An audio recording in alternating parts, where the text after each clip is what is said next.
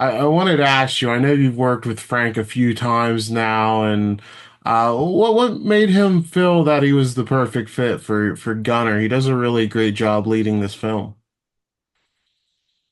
Frank actually brought me onto the movie. It was already in development. I mean, they were about to shoot. They were about a month out from shooting, and they parted ways with the initial director.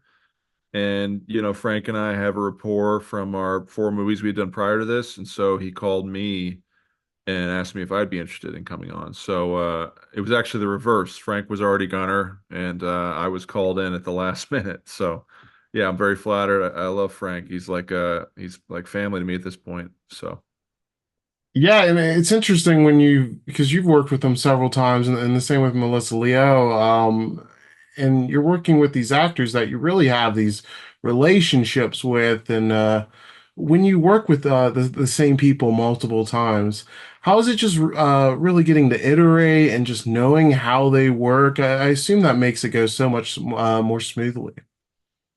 yeah, I mean, I'm blessed to have made relationships and the strong ones at that with a lot of the actors in this movie. Frank, Melissa Leo, George Carroll, I've done I think seven movies with. Bo Knapp, I've done three with. Um, Eden, I've done two with. So there's a lot of history with me and all these actors. And it with this script, it was in bad shape when I came on to do the movie. It was not a great script at all. And so, Frank and the producers let me throw out that script and kind of rewrite a new one. But because of the time constraints, I had to write a lot of it on the day or before, after we shot, I'd write the next day's material. And it made it much easier because I knew all these actors. I know their strengths. I know how they speak, so I can write specifically to them as actors, but also for the characters. So, it was a unique experience in that respect, but also, the movie really, really was helped out a lot by having those relationships already with each of these people. Yeah, I never would have guessed there is so much turmoil, behind the scenes, looking at the finished product. So like good job on you all for having Yeah. it come together. And one of the aspects that I really liked about the script was you have Frank's character and his niece, and obviously wants to get his niece out from this terrible situation, but there's this clash of ideals where the niece is kind of this idealist. She wants to really help and help the people there. Well, Frank's character just wants to get out. But I really enjoyed that clash where Frank's character has to kind of think of the situation differently and reimagine, what he's doing there. So, could you speak to that theme? Because I thought that was one of the more interesting aspects. Yeah, I mean, it's exactly as you said. I mean, it's, taking these two characters with these very different points of view on the world, politically and, just basic life mantras. They're very different. Eden's character, Julia, is obviously, bleeding heart and wants to help people and really, save this troubled, country.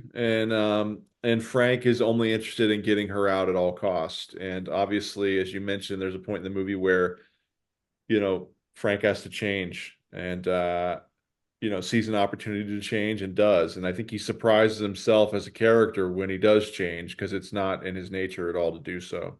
But I think it adds an extra layer of empathy to the story and to rooting for them to get out by him doing so.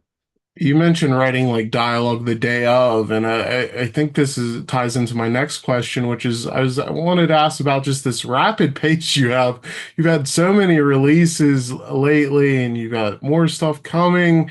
Um, how are you able to just stay this creative and just write and direct and do all this? Because it's really impressive, and there's definitely a high quality to these films as well.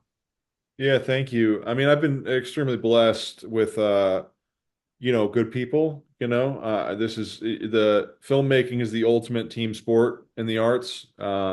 It's nothing one person can do on their own.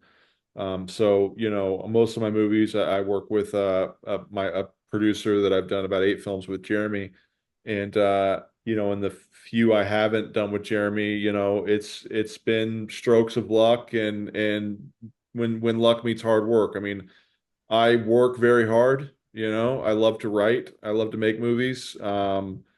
And I always tell people, when they ask me when they want to get into the film business, how should I do this or what should I do? And I say, well, you should make sure that you have no other options because it's a very tough business to get into and to have success at and to get any work in also. So, I don't have any other options. I don't know what else I would do if I weren't doing this. And I love doing it. So when given the opportunity, I take it. And when I'm not working on a film or shooting a film, I'm writing another one and trying to get that going. So I don't know. I want to keep getting better. I love doing this. I want to keep doing it. And it's what I've always wanted to do. So why not make the most of it when you have the opportunity? I love that attitude, and I love seeing somebody really putting in the work and finding success with it. And another film you have coming out, King Ivory, that screened in Venice. How was that whole experience like for you? That was a dream come true, man. I mean, to me, the Venice Film Festival is the highest level of praise. There's kind of Cannes and Venice, and to me, Venice is it's the oldest film festival in the world, and in my opinion, the most prestigious. So to have a movie that means so much to me in King Ivory, it's a very personal story, premiere at a festival like that, and be reviewed and received so well. It was kind of a pinch me moment, I'm beaming with pride, and I can't wait for the world to see that movie. So I'm very proud. Yeah, I can't wait to check it out too. And Melissa Leo's in both King Ivory and Long Gone Heroes. She's a great actress. What about working with her really stands out since this has been a very fruitful relationship for you both? Yeah, I mean, I met Melissa, I don't know how many years ago. It seems like forever ago, but I started taking her scripts early on, trying to get her to do a movie I had, and the script was not in good shape. I was still learning a lot as a writer, and she would challenge me and say, I took a script to her one time. It was 127 pages. She said, "This needs to be 85 pages and you need to lose three characters." And I think she told me that thinking I'd never come back and she would have scared me off.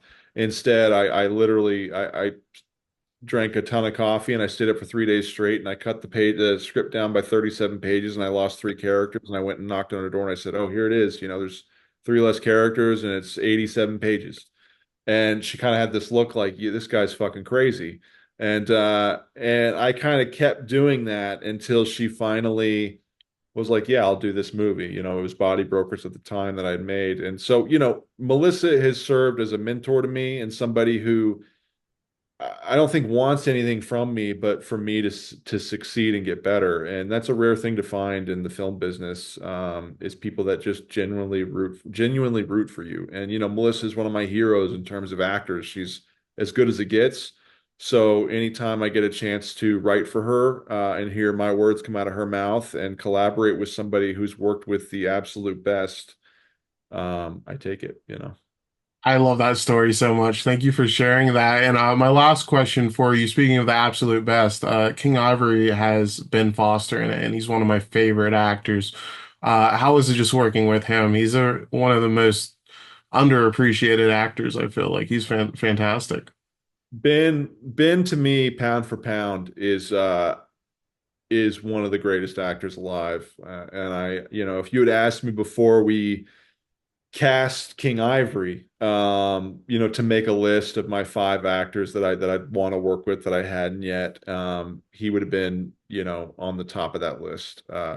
He is, as good of an actor as he is a person. So, I learned a lot from Ben. And, when you get to be around people like that, um, you stay close and you listen. You don't talk a lot, you listen. Ben and I were very collaborative in the process, but when he spoke, he's a very measured guy, and when he speaks, I listen because he's got a ton of experience. I mean, he's been in this business for what I think about 25 years, and around everybody, and acted against and beat the best on screen. So I was floored to work with Ben, and he went to Venice with us last week and premiered the movie. And it was a dream and a pleasure, and I consider him a friend now, and I'm very proud of that. But it goes the same with people like Frank or Andy Garcia in this movie, or Josh Hutcherson or Melissa Leos, and all those kind of people that have a long history in the film business.